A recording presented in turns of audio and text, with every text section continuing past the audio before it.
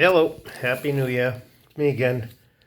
I got this 442 cast with the alloy or aluminum frame I got from trains.com. I bought it knowing that it was probably broken, which it was. Well, it ran, but it was loud as hell.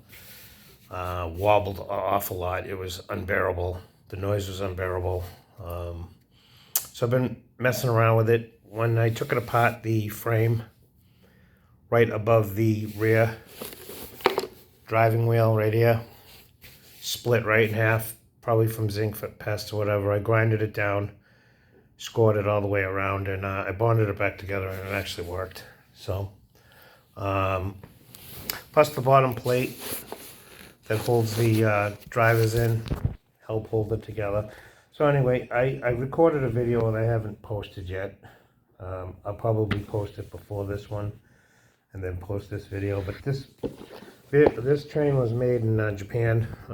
Those who know old trains, I'm sure, recognize this box. Anyway, I paid, I always wanted a 442 just to have, even if it didn't work, just to have it laying around the layout. And they're not cheap. They're definitely not cheap. If you find one that's broken, it's usually $100 or so. Or you get $150, $200, and they run like shit, or you drop them and the frame shatters. So I wasn't really willing to pay that kind of money for something like that. I figured I'd buy something that basically didn't run and work on it.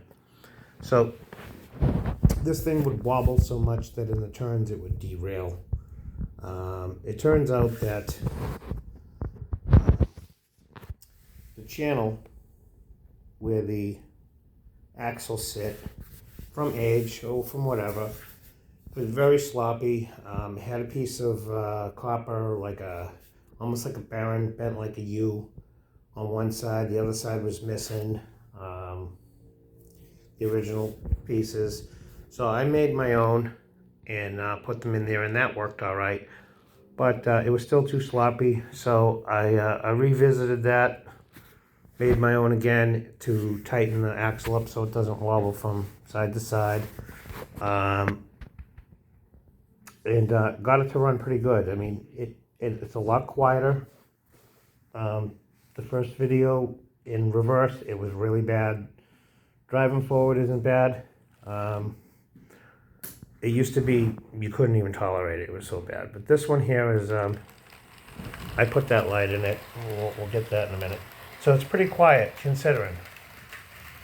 It's an old 6-pole motor. It drains about a half an amp. With the headlight on there, that's an LED. I shaved the face down and beat it up a little bit so it's not so bright. And I put a couple extra resistors on it to kill it a little bit, and to so the LED doesn't get too much voltage. I don't want to pop and burn it out. But originally, first video I filmed, this thing would really wobble, really, really bad through the corners. It wobbles a little bit, not too bad, and it was very, very loud going. I know the cast irons and the brass locomotives, they are loud, but that is actually not bad in reverse. It's a little bit louder. I isolated the motor from the frame because that was picking up a lot of vibration and radiating through the cast iron shell and whatnot, making more noise. I wouldn't have been able to. Last time I drove this thing in reverse like that, it would derail, especially if it went over the switches. So it's a lot better. It's never going to be perfect. The damn thing's probably older than me, and I'm 54. So it's not too bad. The slow speed, considering the age, is not too bad. It doesn't start moving until it gets about 5.5 volts. That's about as good as it gets.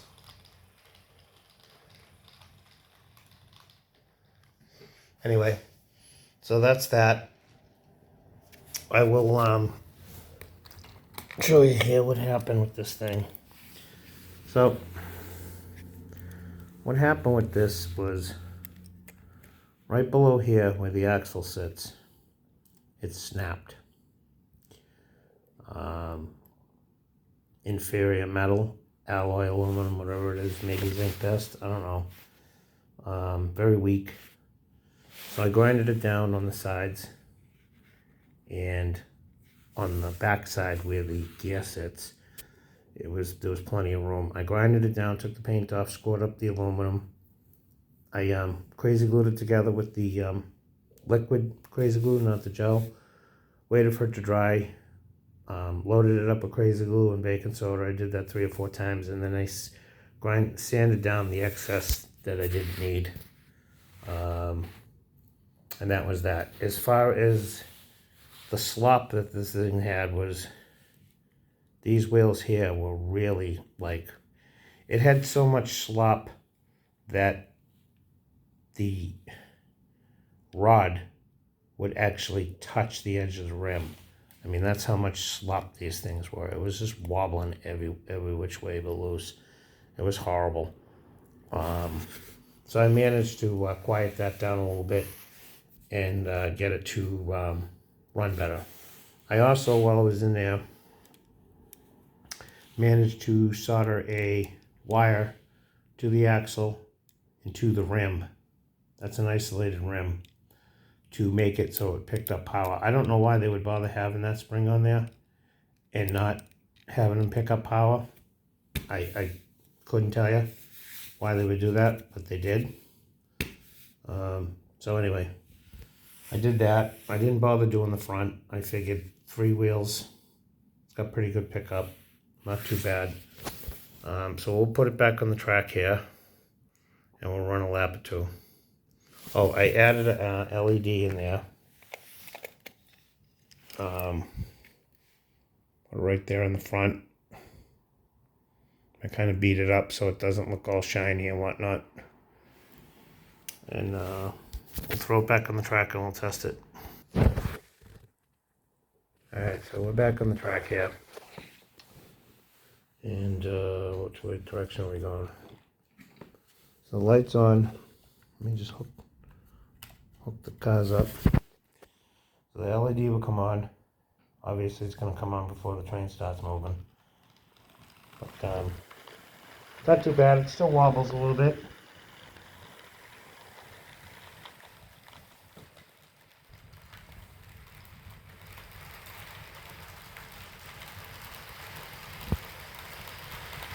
It's pretty quiet, considering it's got brass gears. It's as old as it is.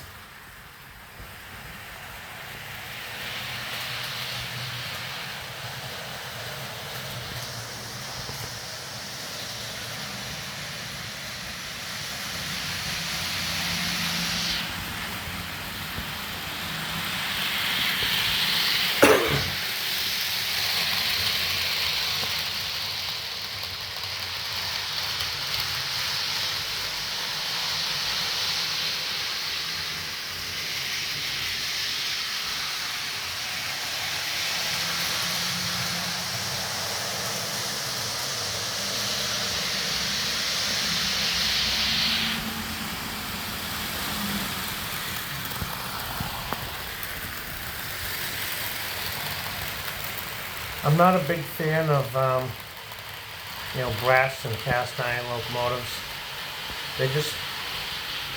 They're really loud and they take forever to, it takes forever to get them to run right.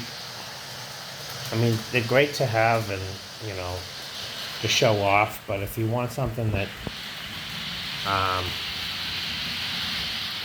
that just runs when you put it on the track and you don't have to keep screwing with it every time you go to use it.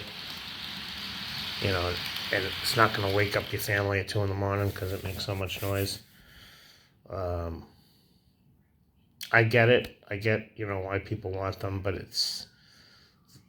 to me, it's like putting a Holly carburetor on a Chevy 350. If you don't mind adjusting it every month, that's fine. So I just I